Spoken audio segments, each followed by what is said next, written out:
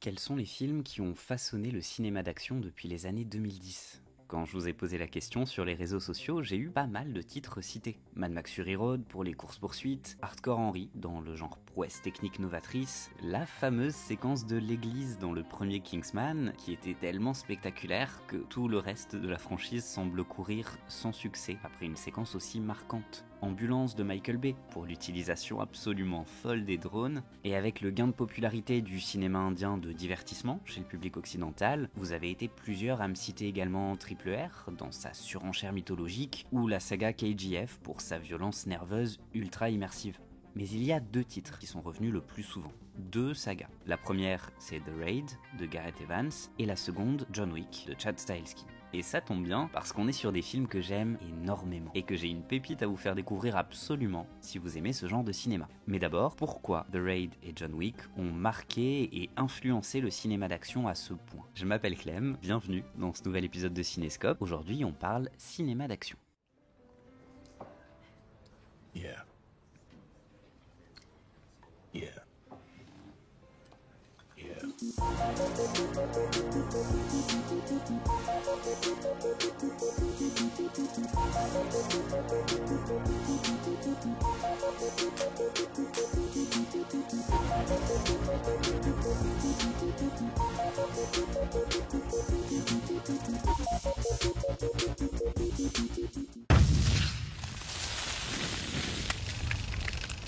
Au début des années 2000, les action heroes des années 80 sont déjà en fin de course depuis un moment à Hollywood. Toute la vague de films catastrophes commence à passer de mode, et le modèle des super-héros est encore trop balbutiant pour être la nouvelle norme. À ce moment-là, un film va influencer pour le meilleur, et surtout pour le pire, tout un pan du cinéma d'action américain. Ce film, c'est La mémoire dans la peau de Doug Liman. Toute la trilogie de Jason Bourne va contribuer à populariser une façon moderne, mettez autant de guillemets que vous voulez, de mettre en scène l'action.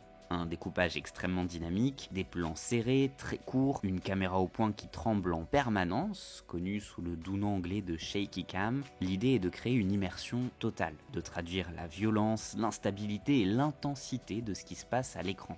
Le problème, c'est que tout le monde n'est pas Doug Liman. Tout le monde n'est pas capable d'utiliser cette technique intelligemment. Mais aussi que ce style ne peut pousser qu'à une surenchère. D'ailleurs, on notera qu'entre le premier et le troisième opus de la saga Jason Bourne, la moyenne de durée des plans est passée de 4 secondes entre chaque coupe à 2 secondes. Cette course au dynamisme absolu ne pouvait que mener vers une impasse stylistique. Et c'est ainsi qu'est née une des critiques majeures qu'on entend partout pour le cinéma lambda hollywoodien, c'est illisible. On ne comprend pas ce qui se passe à l'écran. Plutôt que d'être immersif, ça nous sort complètement du film. Un des exemples maintes fois cités qui illustre à quel point la shaky cam avec un montage survolté peut servir de cache-misère médiocre, c'est la saga Taken, particulièrement les suites, et encore plus particulièrement Taken 3.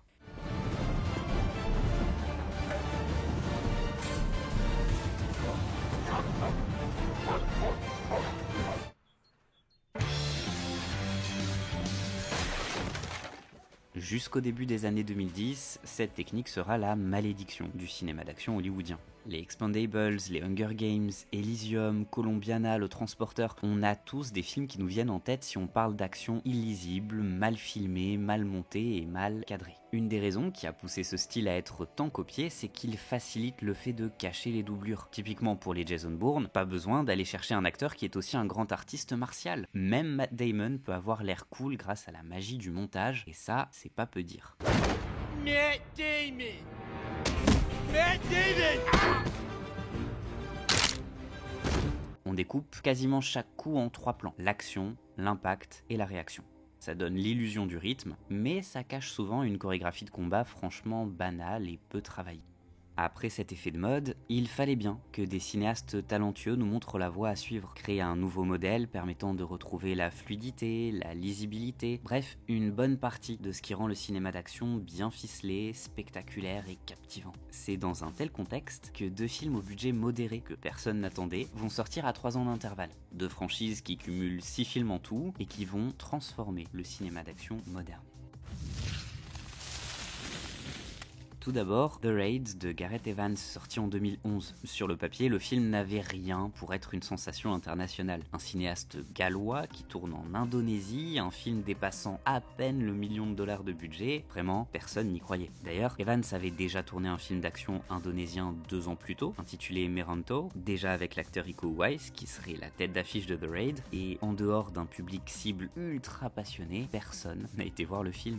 L'ambition de Gareth Evans était simple, faire honneur au Pencak Silat, un art martial indonésien, en proposant un film au concept simple qui reposerait avant tout sur des séquences d'action parfaitement lisibles. Pas besoin de montage survolté, il suffisait de laisser parler les chorégraphies et les corps des artistes présents à l'écran.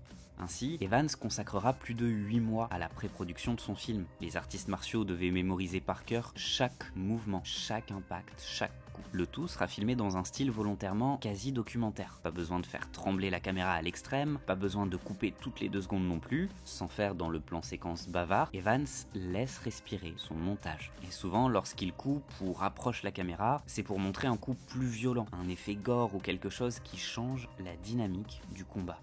Chorégraphié à l'extrême, on assiste à un véritable ballet de violence et de coups portés. Et c'est incroyable. Vraiment, la fluidité, la beauté des combats, mais aussi la brutalité extrêmement immersive du récit. Le cinéaste opte pour une narration minimaliste, mais particulièrement bien pensée. Sur papier, l'histoire est on ne peut plus basique. 30 étages, une tour, une mission qui tourne mal, et un combat pour la survie. Mais le cinéaste parvient à faire de chaque combat un enjeu narratif. On ne rajoute pas une bagarre juste pour faire joli ou pour réveiller le spectateur. Chaque corps qui tombe est une menace en moins. Un obstacle que le héros, Rama, passe dans sa quête pour sortir et pour retrouver sa famille. Et c'est un des premiers secrets des très bons films d'action. Les combats ont un sens. Ils racontent quelque chose. L'avancée du récit, l'évolution psychologique du personnage, sa rage de survivre, sa détresse pour retrouver de l'espoir, ses qualités, ses faiblesses, tout cela se communique par l'action dans The Raid. C'est donc faux de dire que le film est mal écrit, il est simplement écrit comme un pur film d'action, en se servant de son enjeu principal pour une narration qui ne passe pas par les dialogues. Le résultat, c'est un récit ultra resserré de 101 minutes à peine, un body count fou de 121 morts, oui, ça fait largement plus d'1 par minute, et c'est une claque inégalable. Gareth Evans a d'ailleurs compris que s'il voulait faire mieux, il devait complètement changer de cap pour la suite. The Raid 2 verra les choses en grand, et je ne vais pas m'y attarder, parce qu'honnêtement c'est mon film d'action préféré de ces 15 dernières années, et j'aimerais beaucoup lui consacrer une vidéo entière pour expliquer tout ce qui me fascine dans ce film.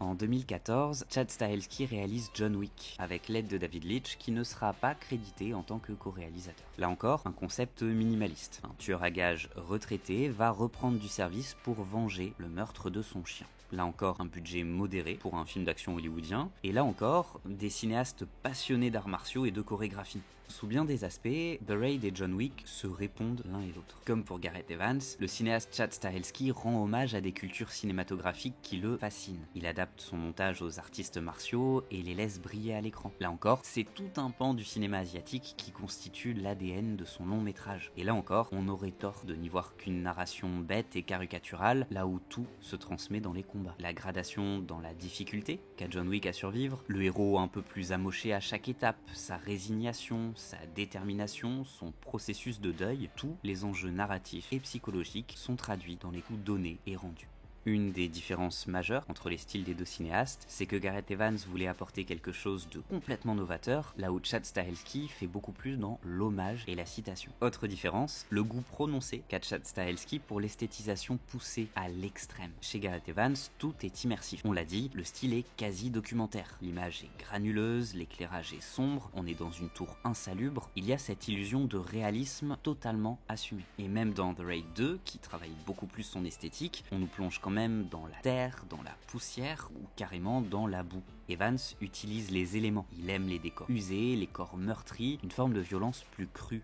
A l'inverse, Chad Stahelski va créer film après film une saga de plus en plus abstraite. L'éclairage très appuyé, les néons, le lore d'un univers surréaliste, John Wick ne cherche pas à avoir l'air réel, c'est même tout l'inverse. Le style et l'élégance caractérisent ce qui se passe à l'écran. On est face à un art de l'abstraction. Les coups de feu se substituent au dialogue, les relations humaines sont remplacées par des règles archaïques, la civilisation entière n'est qu'un ensemble de sociétés secrètes censées tenir en bride des hordes de meurtriers qui n'attendent que le feu vert pour libérer leurs pulsions violentes. Mais quoi qu'il en soit, qu'importe qu'on préfère The Raid ou John Wick, on va sentir toute une vague de films qui vont vouloir faire comme eux. Headshot ou The Night Comes For Us pour The Raid, Atomic Blonde, Nobody ou Gunpowder Milkshake pour John Wick, franchement, la liste pourrait être bien plus longue. On a donc deux sensations du cinéma d'action. Deux films tournés par passion qui ont, sans le vouloir, changé toute la dynamique du cinéma spectaculaire moderne. Relancé un savoir, un style de montage, des chorégraphies et une esthétique. Ce qui nous conduit à la dernière partie de cette vidéo, un film qui me semble être l'héritier idéal des œuvres de Gareth Evans et Chad Stahelski. Un film qui sort sur les écrans français ce 11 septembre grâce à Originals Factory. Et je le précise, non, la vidéo n'est pas sponsorisée, mais c'est simplement un de mes gros coups de cœur de l'année. Ce film, c'est Kill de Nikhil Nageshbhat. We hope you have a safe, pleasant, and delightful journey ahead. Alors Kill, qu'est-ce que c'est? On reprend la même formule que pour les deux modèles précédents. Un film à petit budget, assez court, environ 1h45 générique inclus pour Kill, une vengeance simple et précise comme John Wick, un quasi huis clos tenu avec maestria comme The Raid, un cinéaste qui a le goût des cascades, des chorégraphies stylisées, un film qui prend totalement à contre-pied la mode de ce qui se fait dans son industrie actuelle. Bref, Kill, c'est la bombe de cinéma d'action de l'année. L'idée du film est venue au cinéaste indien Nikhil Nageshbhat en plein confinement. Comment traduire cette angoisse de l'enfermement? Comment communiquer cette rage, cette violence ambiante qui ne demandait qu'à exploser? J'avais lu et entendu énormément de retours très positifs après sa projection au Toronto International Film Festival. Et honnêtement, sur la première demi-heure, j'étais perplexe. Ouais, c'est un bon petit film d'action, une série B sympathique, mais de là à s'extasier devant une pépite qui t'assomme, te surprend par son utilisation du gore, je ne voyais pas du tout le miracle annoncé. Et puis, après 30 minutes de récit, le titre apparaît à l'écran. Et là, c'est avec un immense sourire aux lèvres qu'on voit le récit basculer et le film entrer dans une toute nouvelle dimension.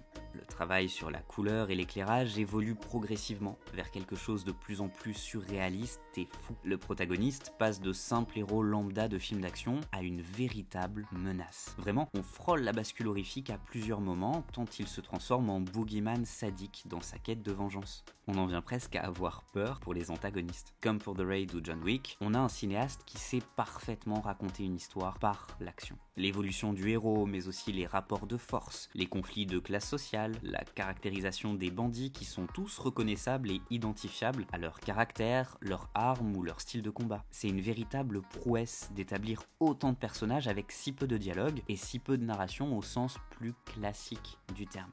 Le film repose sur un casting de relatifs inconnus en Inde, dont Raghav Juyal qui campe un méchant délicieusement tordu et charismatique. Au final, Kill, c'est une très belle démonstration. Un film de faux-semblants qui contourne sa proposition initiale on ne peut plus classique pour offrir une expérience passionnante. Un savoir-faire indéniable dans la mise en scène, la chorégraphie des combats et l'intensité de ce qui explose à l'écran. Et comme on me le demande à chaque fois quand il s'agit de cinéma indien, non, il n'y a pas de chanson, non, ça n'est pas une comédie musicale, et pourtant oui, c'est bien un film bollywoodien, mais on ne va pas revenir sur ce débat, on en a déjà parlé pas mal de fois.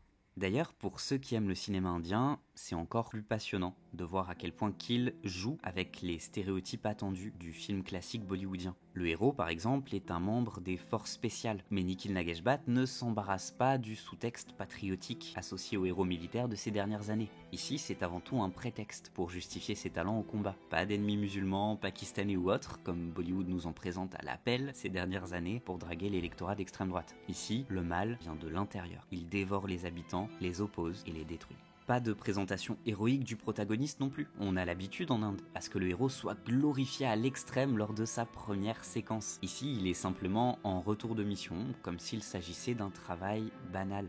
Et puis surtout, il y a ce motif du train qui est omniprésent à Bollywood. Un des films absolument cultes à l'avoir traité, c'est bien évidemment Dilwale Dulhania Le Jayenge, réalisé par Aditya Chopra.